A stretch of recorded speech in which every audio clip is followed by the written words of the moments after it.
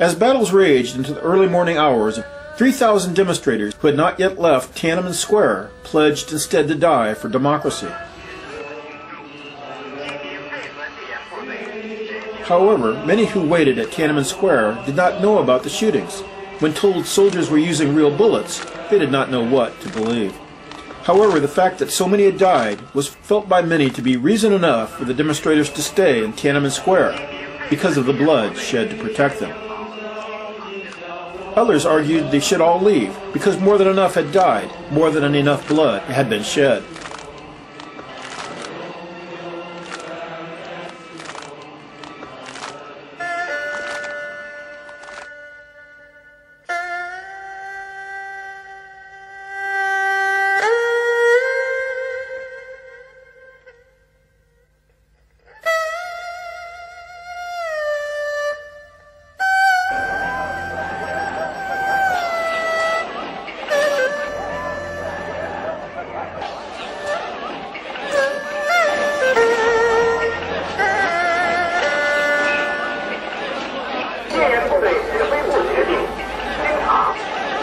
Soldiers surrounded the demonstrators at Tiananmen Square, their guns at the ready.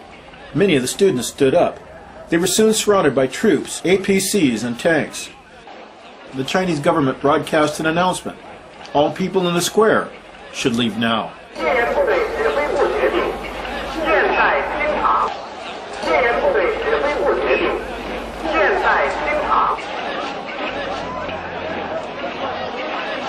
Knowing that many had already died throughout the city, and that the soldiers would use deadly force, one of the student leaders negotiated with the army commander for permission to leave. Permission was granted. A voice vote was held among the students gathered round the memorial to the martyrs. They were asked to decide, should they leave or should they stay?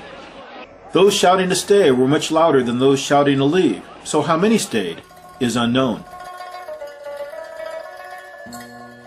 Of those who left, they joined hands, sang the International, the Chinese national anthem, and cried, chanted, shouted insults at the soldiers who had opened up a corridor allowing safe passage.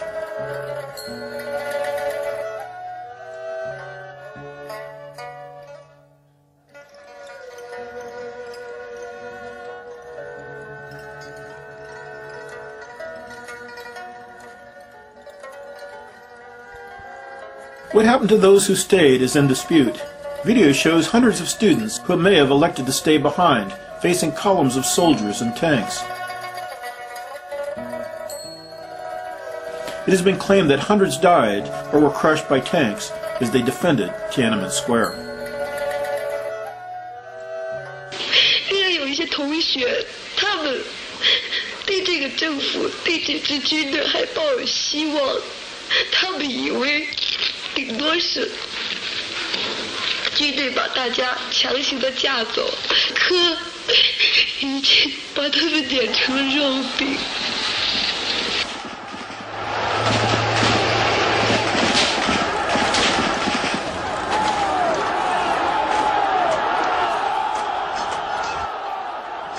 At Tiananmen Square, soldiers had bulldozed everything together in a huge heap: body, shoes, tents, banners, and set fire to it, creating a huge column of flame and smoke.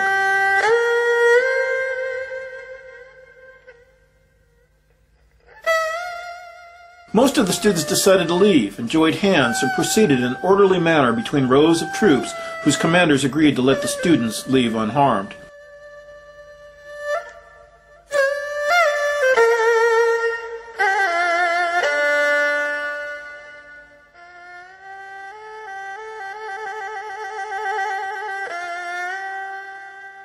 Those students who had joined hands continued between the two lines of troops, singing the Internationale, only to discover their way blocked by rows of approaching tanks, which began to shoot and run over bodies. At the same time, the soldiers behind them also began to shoot. Blood filled the streets, blood and human pulp.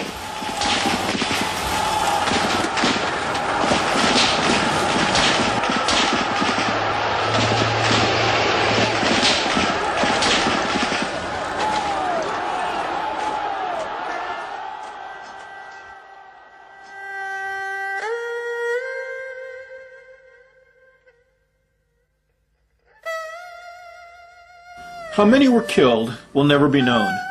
Hospitals could only give accounts of the wounded and those who had died in their care. Most of the dead still lay where they had fallen. Bodies were also fast disappearing. Platoons of soldiers had been seen picking up bodies and putting them in the buses, which were then carted away and disposed of. There were claims that many of those disposed of were still alive but badly wounded. Those killed included university professors, students, technical people, officials, workers, owners of small businesses, retired workers, high school students, grade school students, from old ladies in their 90s to little girls as young as 9. Later a woman cried out, "Where will we find the souls of our heroes?"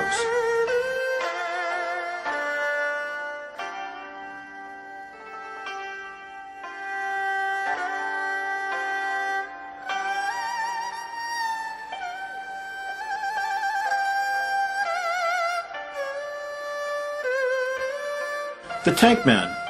On Chang'an Avenue, a lone man walked out into the street and faced a column of tanks leaving Tiananmen Square. Gunfire burst out, but he stood his ground. He began yelling, "Why are you here? You have done nothing but create misery. My city is in chaos because of you."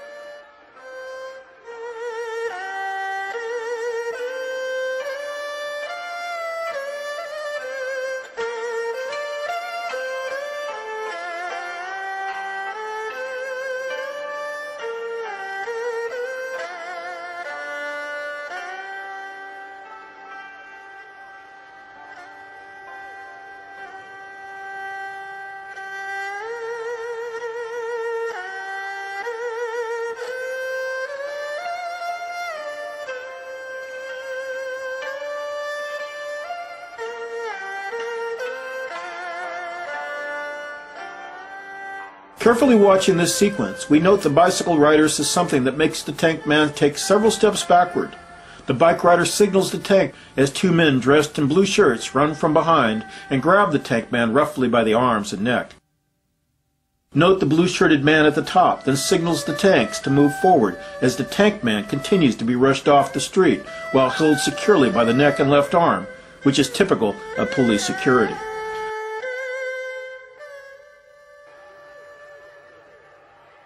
What may have been one of the bravest, most heroic men in the history of China was probably beaten, tortured, and murdered by the Chinese government that same day.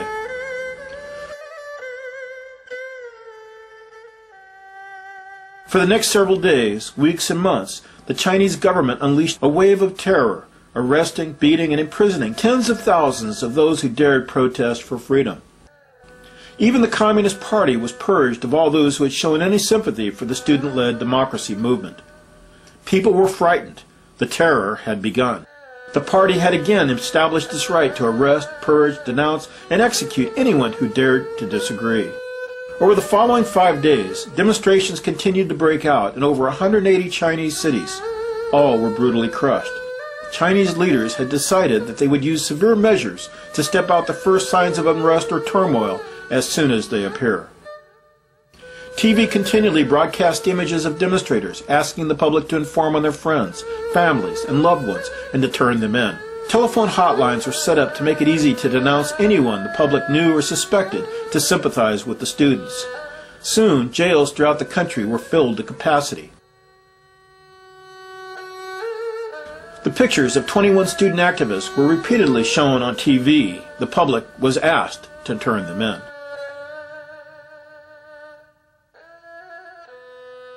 根本就代表不了人民政府，政府没有这样用坦克车、用装甲车对这帮学生进行服代压。 An interview of Joe Ben, conducted by ABC News, was intercepted by Chinese authorities, who then made a nationwide broadcast calling upon informers to turn the man in. He was soon arrested, tortured, and sentenced to 10 years in prison. 这个歹毒的反革命煽动罪犯叫肖斌，现年42岁，是停薪留职人员。 His crime? Telling the truth. Truth and justice is punished in China. Truth are called lies. Lies become truth. There would be only one version of events, the lies told by the Chinese government. Disagree, and you might die.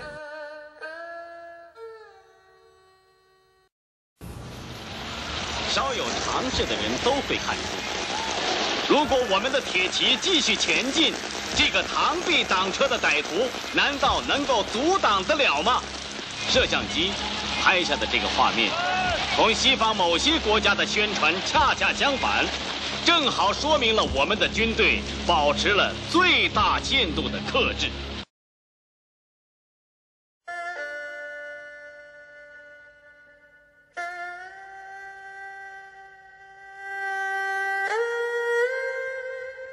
On June 9th, Deng appeared on national TV, thanking the army and congratulating them on a job well done, for bringing order and stability to the country, and for crushing all those who cried out for freedom. 在北京执行戒严任务的中国人民解放军军级以上干部。